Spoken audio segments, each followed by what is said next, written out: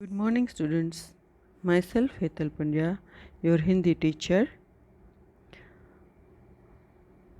आज हम हिंदी में वाक्य रचना के अशुद्धियों को पढ़ेंगे. इससे पहले चैप्टर में हमने वाक्य और वाक्य के प्रकार पढ़े थे. इसमें हम वाक्य बनाने में कौन कौन सी प्रॉब्लम आती है वह सीखेंगे. वाक्य रचना में अशुद्धियाँ क्यों होती है? इसका उत्तर है व्याकरणिक नियमों की सही जानकारी न होना, लिंग वचन का ज्ञान न होना, पदों को सही क्रम में प्रयुक्त न करना, नियमों का अभाव. इस प्रकार वाक्य रचना में अशुद्धियों को हम 4 क्रम में विभाजित कर सकते हैं. पदक्रम संबंधी अशुद्धियाँ, अन्विति संबंधी अशुद्धियाँ, परसर्ग संबंधी और अन्य अशुद्धियाँ. हम देखते हैं पदक्रम संबंधी अशुद्धियाँ. वाक्य रचना में भाषा के वर्ण, शब्द, वाक्य आदि के प्रत्येक स्तर पर कुछ ऐसे निश्चित नियम होते हैं जिनसे भाषा का भावक मानक रूप बनता है. जो प्रयोग मानक स्वरूप से भिन्न है वह अशुद्धि है. वाक्य रचना की अशुद्धियों का मुख्य कारण होता है व्याकरणिक नियमों का सही रूप में न जानना. अतः हम बोलने या लिखने के समय इस बात का ध्यान रखना चाहिए कि हमारे द्वारा जो कुछ कहा या लिखा जाए वह बिल्कुल स्पष्ट, सार्थक और व्याकरण की दृष्टि से शुद्ध हो. यहाँ हम शुद्ध वाक्य रचना के संदर्भ में जानकारी प्राप्त करेंगे. पदक्रम संबंधी वाक्य में प्रयुक्त होने वाले विभिन्न पदों को एक सुनिश्चित क्रम में रखने से वाक्य रचना शुद्ध होती है. हिंदी में पदक्रम संबंधी नियम निम्नलिखित है. वाक्य में पहले कर्ता, फिर कर्म तथा अंत में क्रिया आता है. उदाहरण, जितेंद्र क्रिकेट खेलता है.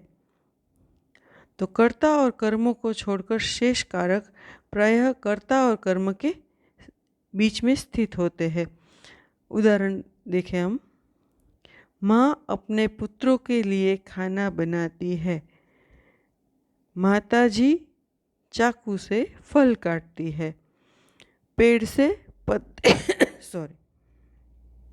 पत्ते गिरते हैं. लड़के मैदान में क्रिकेट खेलते हैं. कुछ स्थलों पर ये कारक कर्म के बाद भी प्रयुक्त होते हैं. जैसे प्रियदा ने मनमोहन को सिर से पैर तक देखा. प्रश्नवाचक प्रश्न के लिए विषय से ठीक पहले प्रयोग होते हैं. उदाहरण, अपराधी का पता चला. क्यों यह सम्राट अशोक की राजमुद्रा है.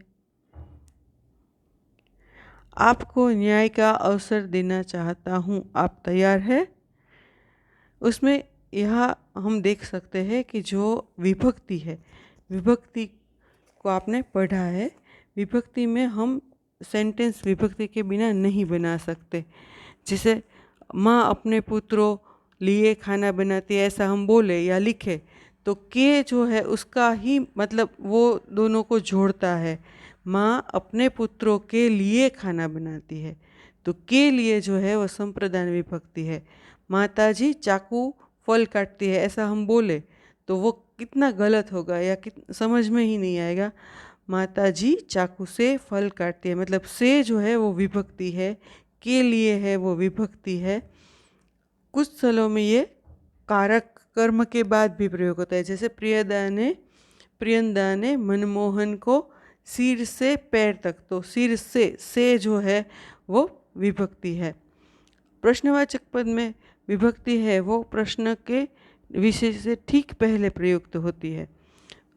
देखें, आपको न्याय का अवसर देना चाहता हूँ, आप तैयार है. तो को जो है वो विभक्ति है. इसके बाद है क्रिया विशेषण. सदैव क्रिया के पूर्व आता है. उदाहरण, मोहन धीरे धीरे चल रहा है. चल रहा है वो क्रिया है और जो धीरे धीरे है वो क्रिया विशेषण है. तो क्रिया से पहले ही क्रिया विशेषण आएगा. श्याम तेजी से दौड़ रहा है. हम इसमें ऐसा नहीं लिख सकते कि श्याम दौड़ रहा है तेजी से, तो वो गलत होगा. इस तरह वाक्य के विभिन्न पदों के बीच में तर्क संगति होनी चाहिए. उदाहरण, छात्रों ने गुरुजी को 1 फूलों की माला पहनाई. ये सही है. नहीं है। क्यों? छात्रों ने गुरुजी को फूलों की एक फूलों की माला बन नहीं सकती और एक फूलों की एक माला पहनाई, तो वो शुद्ध वाक्य है। इसके बाद है, यहाँ शुद्ध गाय का दूध मिलता है। ये सही है? नहीं है। क्यों? शुद्ध गाय माने क्या? साफ सुथरी गाय नहीं, गाय का शुद्ध दूध। हमें क्या चाहिए? दूध में शुद्ध होना चाहिए, मतलब दूध अच्छा होना चाहिए, उसमें पानी मिला हुआ नहीं होना चाहिए। इस तरह गाय का शुद्ध दूध यहाँ मिलता है, वो शुद्ध वाक्य है। छठा नियम है, न या नहीं का नकारात्मक अर्थ में प्रयोग किया। क्रिया से पहले होता है। न या नहीं का नकारात्मक अर्थ में प्रयोग क्रिया से पहले होता है। उदाहरण देखें, शिक्षक महोदय घर पर नहीं मिलेंगे, शिष्य क्षमा नहीं मांगेगा। आग्रह के लिए न अव्यय का प्रयोग वाक्य के अंत में होता है। देखो यहाँ उदाहरण लिखे, चलोगे ना, तुम भी आओ ना, तो ये ठीक है। हमें न कहाँ पर प्रयोग करना है वो सीखना पड़ेगा। हम कहीं पे भी न का नहीं या न का प्रयोग नहीं कर सकते। इसके और उदाहरण हम देखें। आग्रह के लिए न का अव्यय प्रयोग, यह भेंट स्वीकार करोगे न, मतलब यहाँ पे क्वेश्चन मार्क है, इसलिए आपको बाद में न आएगा। ठीक है। इसके बाद है अन्वय संबंधी नियम। अन्वय संबंधी नियम में क्या होता है? अन्वय अर्थात मेल या अनुरूपता। वाक्यों के पदों की क्रिया का उसे लिंग वचन कारक, लिंग वचन काल और पुरुष के अनुरूप ही होना अन्वय कहलाता है। अन्वय संबंधी नियम निम्नलिखित है।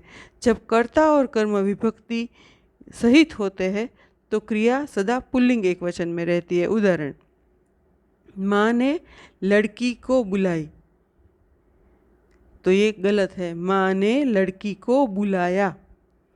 क्या आपने मीना को पहचानी? क्या आपने मीना को पहचाना? आप बोलते हैं तब आपको पता चलता है कि आपने कुछ गलत शब्द यहाँ पे यूज़ किए हैं, तो आपको फिर से वो देखना पड़ेगा। मतलब लिखते समय हमें कौन सी लिंग है, कौन सा वचन है, वह देखकर उसको प्रयोग करना चाहिए। हम कहीं पे कोई भी जो काल या वचन या लिंग है वो नहीं बोल सकते या लिख सकते। दूसरा, भिन्न भिन्न लिंगों की दो या अधिक व्यक्तिवाचक या जातिवाचक संज्ञाएं एक वचन में आए तो क्रिया का अक्सर पुल्लिंग में बहुवचन में आती है। उदाहरण, राम लक्ष्मण और जानकी वन में गए। गाय और बैल चल रहे हैं, तो ये पुल्लिंग है। राजा और रानी नगर में गए। अगर अकेला रानी हो तो रानी नगर में गई, मगर बहुवचन में है तो उदाहरण जो होगा वो पुल्लिंग होगा।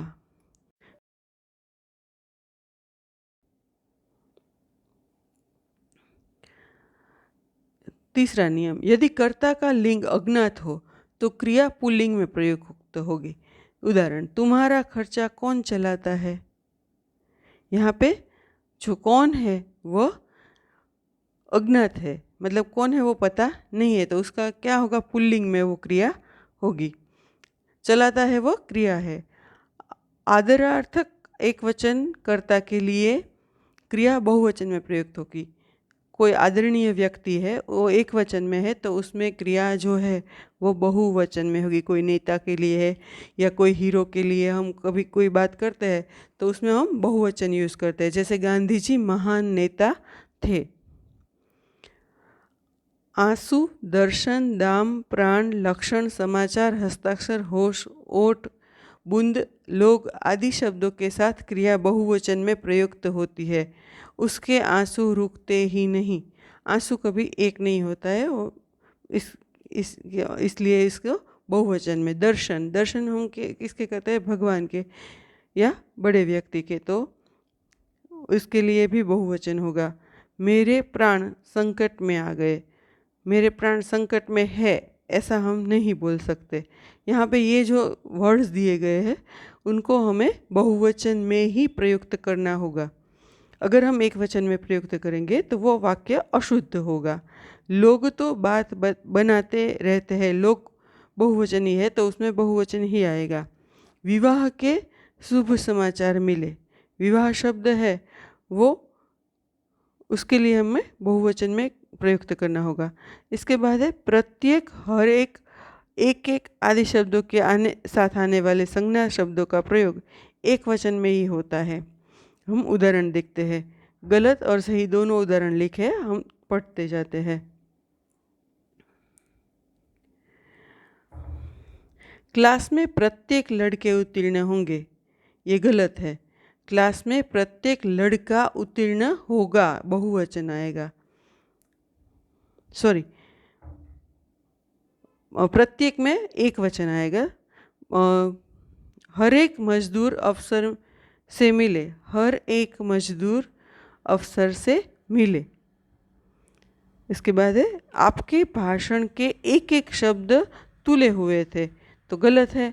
आपके भाषण का एक एक शब्द तुला हुआ था, एक वचन आएगा। संज्ञा के लिंग के अनुसार ही सर्वनाम का प्रयोग किया जाए।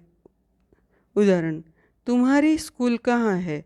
तुम्हारी स्कूल हम नहीं बोल सकते, तुम्हारा स्कूल कहाँ है। इसके बाद है यह मेरी कॉलेज है, ऐसे हम नहीं बोलेंगे, यह मेरा कॉलेज है। उसका देह दुर्बल है, उसकी देह दुर्बल है। उनका आवाज़ कोमल है, तो ये उनकी आवाज़ आएगा। उनका जो है वो शब्द वहाँ गलत है, उनकी आवाज़ कोमल है। इसके बाद क्या नियम है, संज्ञा के लिंग के अनुसार ही विशेषण का प्रयोग किया जाता है। लिंग और संज्ञा के अनुसार ही विशेषण, विशेषण मतलब क्या है कि जो विशेष अर्थ देता है। आज मौसम सुहावनी है, नहीं, आज मौसम सुहावना है। आजकल कपास महंगा है, तो क्या होगा, आजकल कपास महंगी है, मतलब मोघू है। उसका नाक लंबा है, तो उसकी नाक लंबी है, लंबा शब्द और उसका दोनों ही गलत है। पीतल पीली होती है, पीतल पीला होता है। यहाँ लिंग के अनुसार विशेषण का प्रयोग होगा, लिंग के अनुसार विशेषण का गलत प्रयोग होगा तो सेंटेंस भी गलत ही बनेगा। संज्ञा के लिंग के अनुसार ही क्रिया का प्रयोग किया जाना चाहिए। उदाहरण, मेरी आम सड़ी हुई है, तो आम है वो पुल्लिंग है, उसके जगह हम सड़ी हुई मतलब स्त्रीलिंग नहीं कर सकते, तो उसका क्या होगा, मेरा आम सड़ा हुआ है। तुमने झूठ क्यों बोले, झूठ है वो पुल्लिंग शब्द है, तो क्या होगा उसका, तुमने झूठ क्यों बोला, क्यों बोला। आत्मा नहीं मरता, आत्मा है वो स्त्रीलिंग है, तो आत्मा नहीं मरती। बर्फ़ 1 रुपये किलो बिकता है, तो बिकता है, बर्फ़ है वो क्या है, कैसी शब्द आएगा उसके बाद में आपको, तो वो स्त्रीलिंग है, तो बर्फ़ 1 रुपये किलो बिकती है, बिकती है वो स्त्रीलिंग है। तो जो लिंग है उसके अनुसार ही हमें क्रिया का प्रयोग करना चाहिए। संज्ञा के लिंग के अनुसार ही संबंध विभक्ति का भी प्रयोग होता है। जैसे परमात्मा का महिमा अपार है, तो परमात्मा की महिमा अपार है, उसके साथ कौन सी आएगा, की आएगा, तो की के साथ ही वो बोला जाएगा। बम्बई की बाजार अच्छी है, बम्बई का बाजार अच्छा है। उसमें मुकाबला करने का सामर्थ्य नहीं है, उसमें मुकाबला करने की सामर्थ्य नहीं है। मुझे केवड़े की शरबत पसंद है, केवड़े की नहीं आवे, केवड़े का शरबत पसंद नहीं है। अन्य नियम, सॉरी, विभक्ति संबंधी नियम हम देखते हैं। अन्य नियम में एक है विभक्ति संबंधी नियम। विभक्ति लगाने पर यह, ये, वह, वे, कौन, जो, कोई सर्वनाम के रूप बदल जाते हैं। जैसे यह है तो विभक्ति रहित में यह आएगा और विभक्ति लगने पर इसका इस हो जाएगा। वो हम वाक्य में देखते हैं कि यह घर में कौन रहता है, तो ऐसा हम ये गलत बोल रहे हैं, इस घर में कौन रहता है वो सही है। ये लोग लोगों में एकता नहीं है, तो क्या होगा? इन लोगों में एकता नहीं है। वह आदमी को दौलत का घमंड है, तो वह जो शब्द है वहाँ गलत है, वहाँ होगा उस आदमी को दौलत का घमंड है। वे लोगों को अनाज चाहिए। वे लोग मतलब वे नहीं आया, नहीं होगा वहाँ पे, उन होगा। उन लोगों को अनाज चाहिए। आप कौन को बुलाते हैं? आप ऐसा बोलेंगे तो कोई समझ भी नहीं पाएगा। आप किसको बुलाते हैं या किसे बुलाते हैं तो वो किसी को समझ में आएगा। ये थैलिया कौन की है? ये थैलिया किन की है? कौन की है मतलब क्या? तो वो जो है वो विभक्ति वहाँ सही नहीं है। झोंको पुकारो वही आवे, तो वो जो है झोंको माने जिसको पुकारो वही आए। जो लड़कों को जाना हो वे तैयार हो जाए। जो लड़कों को जाना हो मतलब क्या? उसका कोई मतलब निकलेगा नहीं, वो गलत रहेगा। जिन लड़कों को जाना हो वे तैयार हो जाए। कोई का पेन यहाँ रह गया। आप क्लास में खड़े हैं और किसी का पेन गिर गया तो आप क्या बोलेंगे? किसी का पेन यहाँ रह गया, वो सही वाक्य है। अगर आप बोले कोई का पेन है, कोई का पेन है, तो कोई समझ पाएगा नहीं। इसी तरह संज्ञा में प्रत्यय अलग से और सर्वनाम में प्रत्यय साथ में लिखा जाता है। जैसे पुरुषवाचक सर्वनाम के बाद उसी व्यक्ति का यदि फिर से निर्देश करना हो तो अपना, अपनी, अपने आदि सर्वनामों का प्रयोग करना चाहिए। मैं मेरा काम करता हूँ, आप ऐसा नहीं बोल सकते। मैं अपना काम करता हूँ। मैं जो है वो सर्वनाम है, उसके बाद अपना शब्द आएगा तो वो सही रहेगा। वे उनकी धुन में मस्त है, वे अपनी धुन में मस्त है। तुम तुम्हारे घर जाओ, तुम अपने घर जाओ। संज्ञा में प्रत्यय अलग से और सर्वनाम में प्रत्यय साथ में ही लिखा जाता है। पुरुषवाचक सर्वनाम के बाद उसी व्यक्ति का यदि फिर से निर्देश करना हो तो अपना या अपनी ऐसे शब्द का प्रयोग करना चाहिए। शब्दों का उचित प्रयोग करें। दूसरा नियम है शब्दों का उचित प्रयोग करें। तो इसमें क्या होगा? शब्द के अर्थ के संबंध में शब्द का वाक्य में प्रयोग करना आवश्यक है। हमें अपने माता पिता की शुश्रूषा करनी चाहिए, तो वहाँ पे क्या है? शुश्रूषा शब्द है वो गलत है। हमें अपने माता पिता की सेवा करनी चाहिए। तो शब्द का दोनों का अर्थ एक ही है, मगर वह अर्थ के संबंध में आपको वाक्य में प्रयोग करना चाहिए। शुश्रूषा जो है वो रोगी की जाती है। माता पिता एवं श्रेष्ठ जनों के लिए सेवा शब्द का ही प्रयोग होना चाहिए। इस समय उनकी आयु 17 वर्ष है, 70 वर्ष है। 70 माने 70, 70। इस समय उनकी उम्र 17 वर्ष है, तो सही है। उम्र और आयु दोनों का अर्थ एक ही है, मगर कहाँ पे आप कौन सा शब्द यूज़ करते हैं उनके ऊपर वह डिपेंड है। आयु जीवन के पूरी गणना को कहते हैं और उम्र जो है वो अभी चल रही है, ऐसा। तलवार एक उपयोगी अस्त्र है, गलत। अस्त्र नहीं बोल सकते वहाँ। तलवार एक उपयोगी शस्त्र है। अस्त्र हाथ से फेंक कर चलाया जाने वाला हथियार है, जबकि तलवार हाथ में रख कर चलाई जाती है। उसके बाद है दूसरा नियम, 2 बलाघातों का लगातार प्रयोग नहीं करना चाहिए। इसे बावजूद भी वह आता, इसके बावजूद, हाँ आप मतलब गलत ही है वहाँ पे। इसके बावजूद के बाद भी हम यूज़ नहीं कर सकते। इसे भी यूज़ नहीं करेंगे। इसके बावजूद वह आता जाता रहा। किसी को मना किया हो कि आप मेरे घर पे मत आए और फिर भी वो आए, तो हम ऐसे नहीं बोलेंगे इसके बावजूद भी। इसके बावजूद वह आता जाता रहा। इसके बाद है शब्द संबंधी शब्द का निरर्थक प्रयोग नहीं करना चाहिए। जैसे एक ही भाव को 2 बार कहने से वाक्य अशुद्ध हो जाता है। उदाहरण देखते हैं। मात्र केवल छात्रों के लिए। मात्र और केवल साथ में हम प्रयोग नहीं कर सकते, या तो केवल करेंगे या तो मात्र करेंगे। केवल छात्रों के लिए अथवा मात्र छात्रों के लिए। उसके बाद है आपका भवदीय। हम पत्र लिखते हैं, उसके नीचे लिखते हैं आपका विश्वासु। तो आपका यह लिखा जाएगा या भवदीय लिखा जाएगा, दोनों साथ में हम नहीं लिख सकते। मुहावरे का गलत रूप से प्रयोग करने पर भी वाक्य अशुद्ध हो जाता है। उदाहरण, उसके मुंह से फूल गिरते हैं, अशुद्ध है। कैसे? उसके मुंह से फूल झड़ते हैं। गिरते हैं वो वहाँ पे प्रयोग गलत है। फूल झड़ते हैं वो मुहावरा सही है। सर्व को दूध खिलाकर अच्छा काम नहीं कर रहे। सर्व को दूध पिलाकर अच्छा काम नहीं कर रहे। हम पढ़ते ही पता चल जाता है कि यहाँ पे कुछ गलत है। क्या गलत है वो हमें व्याकरण की दृष्टि से देखना चाहिए।